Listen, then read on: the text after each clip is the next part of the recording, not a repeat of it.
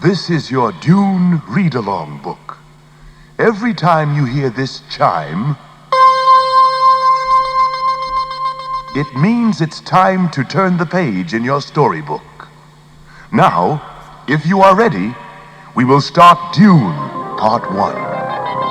Battle for the Known Universe. Don't forget to turn the page every time you hear the chime.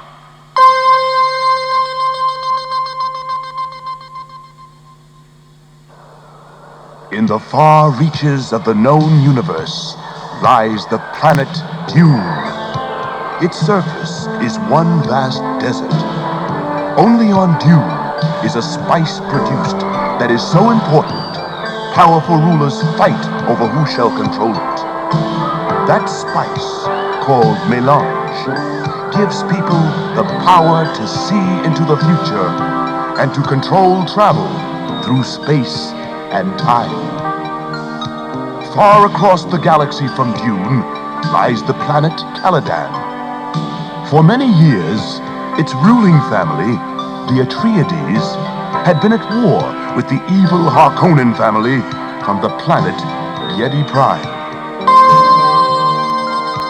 Inside the training room of the Castle Caladan, young Paul Atreides, son of Duke Leto Atreides, prepared for combat. Today, he was to practice once again with a new secret weapon. With him were three of his father's closest advisors, Dr. Yue, Gurney Halleck, and Thufir Hawat. Thufir asked the boy, "Are you ready to continue your training?" "I am ready," Paul answered. Gurney Halleck, the weapons expert, ordered the guards to start the fighter robot. Then he turned to Paul. "Tomorrow we go to Dune. You must be prepared. Dune is dangerous, and so are our enemies, the Harkonnen." Dr. Yue placed a special collar around Paul's neck. At the front was a box, the new secret weapon, a weirding module. Hanging from the ceiling before him was a fighter robot. It started spinning, its sharp knives and spines whirring with deadly menace. Paul circled the robot with caution, leaping back as it tried to cut him to pieces. Then, suddenly, Paul charged it, shouting.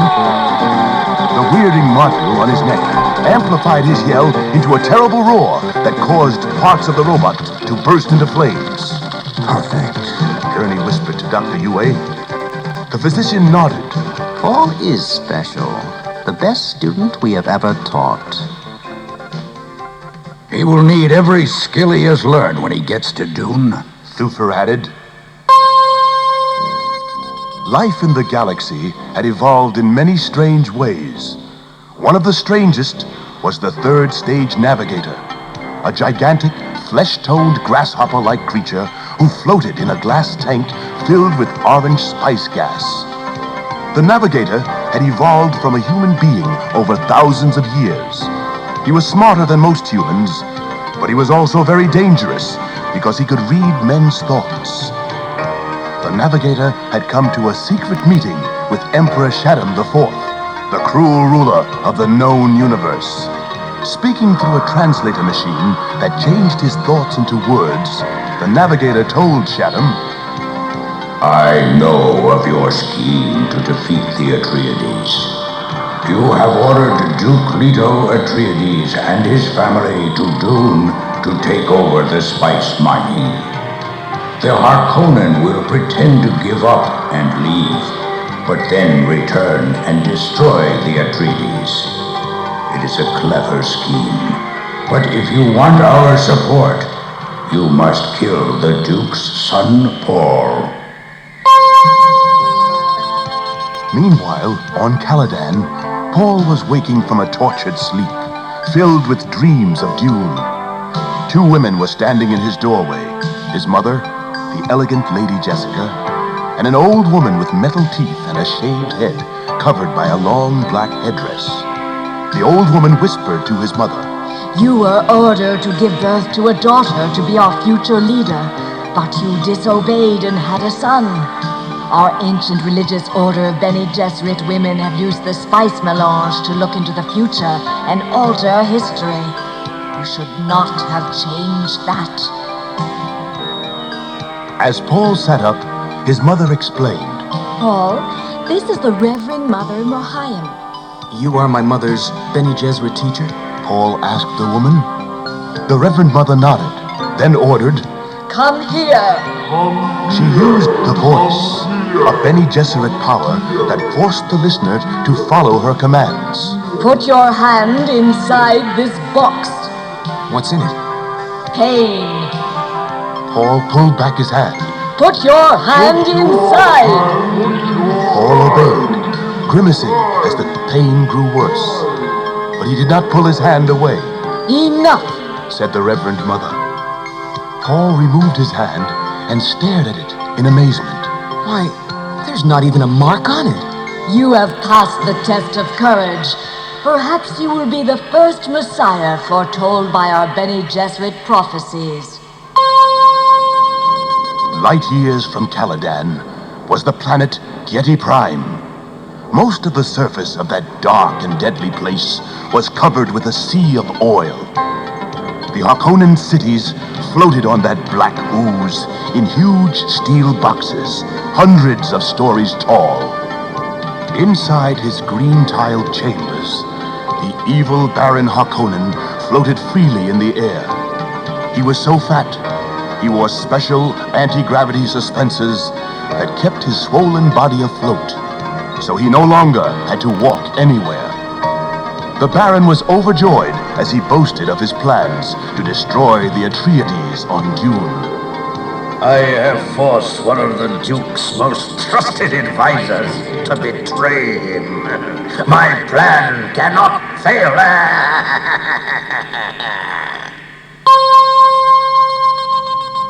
At that moment, Paul looked out the window of his family's spaceship as it lifted off the surface of Caladan.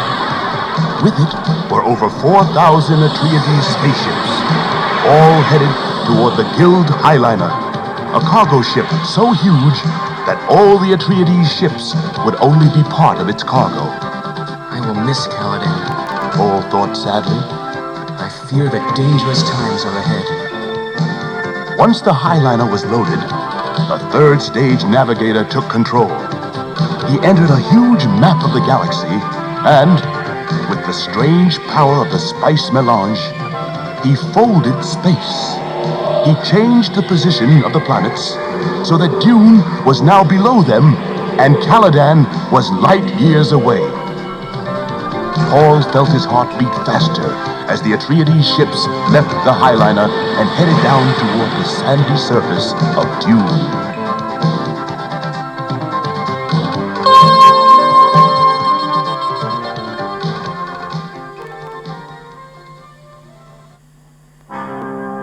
As Paul and his family arrived at Arrakis Palace, their new home, they were greeted by crowds of happy people.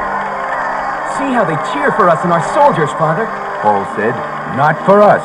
Explained Duke Leto. They cheer because the cruel Harkonnen rulers are gone. We must prove ourselves better rulers before they cheer for us. When Paul reached his bedroom, all he could think about was sleep after that long day. As he approached the bed, a poisoned hunter-seeker dart floated silently out of the headboard. Paul stopped in his tracks, knowing that the dart headed toward any movement and attacked. Paul said quietly, If I move, I'm dead. I must not move until I can grab the hunter-seeker and destroy it. Just then, the door opened, and Shadout Mapes, a Fremen housekeeper, entered. The dart streaked past Paul toward her. Paul lunged at it, grabbed it, and smashed it against the wall next to the door. Shadout approached Paul and shakily whispered, I would be dead if not for you, my lord. I must repay the debt by telling you that there is a traitor in your house. The following morning, Paul and his father flew from the palace in an ornithopter to inspect the spice mining operations in the deep desert. Will we see any sandworms? Asked Paul. Of course. The ornithopter pilot answered. The worms defend the spice, and they do not give it up willingly. Look! Shouted Paul, pointing. See how the sand ripples! A worm is coming. I'll radio for a carryall to come and lift the harvester and his workers to safety. But as long moments passed, the sandworm grew nearer. The rescue craft failed to arrive. The Baron must have sabotaged my transmission, Shouted the Duke. We must rescue the workers ourselves. The ornithopter dropped close to the sand, and the workers ran from the harvester and jumped on board just as the sandworm surfaced. It opened its gigantic mouth and, with its huge teeth glistening, swallowed the entire harvester. Later, safely back at the palace, the Duke walked through the corridors, checking security and talking to his men. In one darkened hallway, he suddenly came upon the moaning, half-conscious form of a Fremen servant on the floor. It was Shadout Mapes. She had been stabbed. Duke Leto kneeled beside her and asked, "Who did this?" But before she could answer, she died.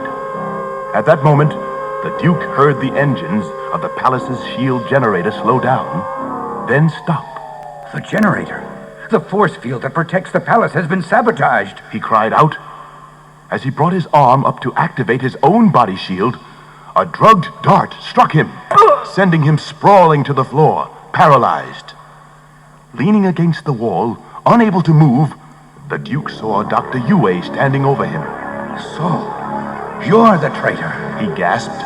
You, my friend, my physician. Why? Because Baron Harkonnen forced me to. Dr. Yue answered. My wife is his prisoner, so I am forced to do his bidding. But we can both revenge ourselves, my lord, and at least save your wife and son. How? Dr. Yue held out a poisoned tooth.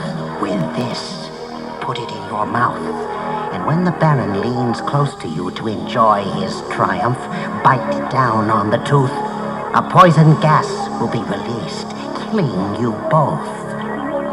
The Duke nodded, and Dr. Yue placed the tooth in his mouth. Yue then took the family ring from the Duke's finger. For the new Duke, he said. For your son, Paul. By now, the Harkonnen ships were on the ground, and the soldiers were inside the palace. Soon, the palace was in flames. The Duke lay dying and could not prevent Baron Harkonnen from taking Paul and Lady Jessica captive. Take them into the desert. Hissed one of the Baron's evil assistants. The sandworms will make sure their bodies are never found. The ornithopter carrying the prisoners streaked over the vast wasteland of the Dune desert. Lady Jessica had been gagged, so she would not be able to use a Bene Gesserit skill, the voice, to order either of the guards to release them. But Lady Jessica had been teaching Paul her skill, and he decided the time had come for him to try it. Release my mother's gag! The voice's strength filled the spacecraft. The guard untied the gag, then attacked and killed the ornithopter pilot. Untie my son! Lady Jessica ordered. The guard did as he was told. Paul immediately overpowered him, then attempted to gain control of the thopter. Despite his efforts, the ornithopter crash-landed in the deep desert of Dune. Before leaving the ship, Paul pulled the survival box out from under a seat. When he discovered Dr. Yue's belongings inside, he understood. So, Dr. Yue is the traitor. He shall pay for it. Then Paul found his father's ring and suspected the worst. We must get out of here. Tears filled Lady Jessica's eyes, for she knew that her husband was dead, that he would never see the unborn child she was carrying. Back in the palace, the glow of the flames flickered across the Baron's evil face as he leaned over the body of the dying Duke. So, my arch-enemy now lies helpless at my feet. You shall die soon, Duke Leto Atreides. The Baron looked over at the shame-ridden face of Dr. Yue. And you traitor, you shall join your wife in death. The shame on Yue's face turned to shock as he felt a knife being driven deep between his shoulder blades by the Baron's evil assistant.